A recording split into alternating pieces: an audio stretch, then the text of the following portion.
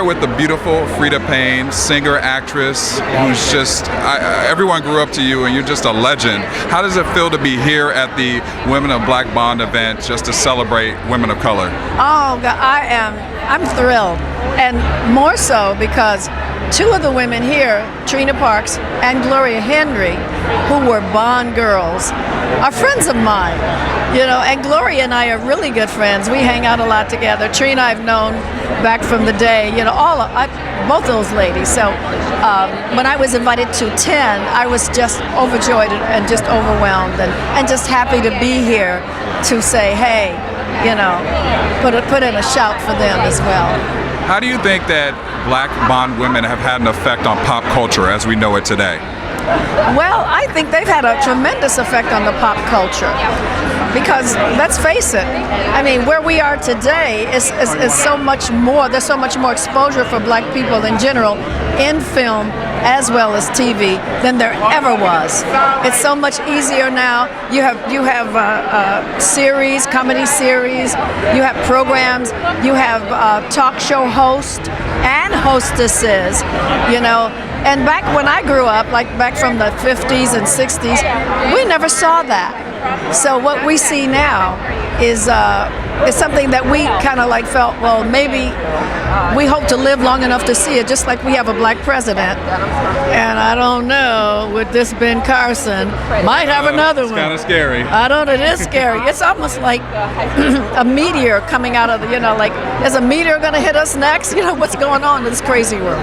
And how have you seen the industry change for black women just in their roles throughout the years from when you started to where we're at right now? We just celebrated the Emmys, we saw Viola Davis, we saw Empire, we saw so many things that are being recognized in the African American community, but you started off at a time when it wasn't like that. So how have you seen it grow in that regard? I've seen it grow in leaps and bounds, and more so over these, let's say the past, 15 years, where now, like you mentioned, Taraji Henson on Empire, Viola Davis, and she espoused it more poignantly by saying, you know, like, she's come a long way, you know, by saying that how grateful she is and how appreciative that she's been a part of this movement to be the one, you know, to be the lady that, I mean, she just won the Emmy, you know, for best, not supporting, but best lead actress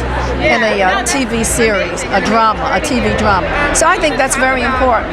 What advice would you give a young woman who's entering the business who would like to have a long career like yourself? What may be a couple tips that you might give someone?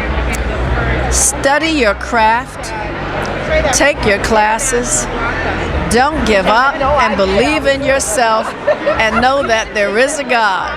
Yeah.